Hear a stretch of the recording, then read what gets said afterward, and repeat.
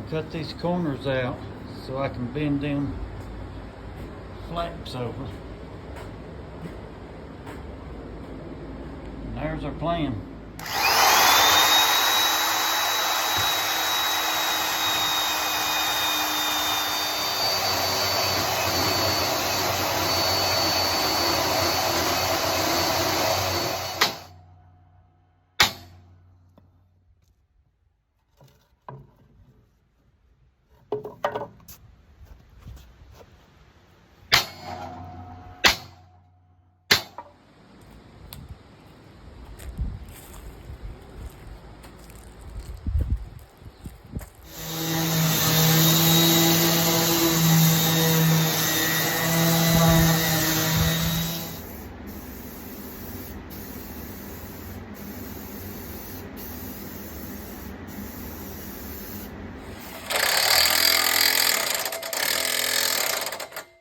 Alright folks, when wood just ain't strong enough, you gotta break out the big ass angle iron.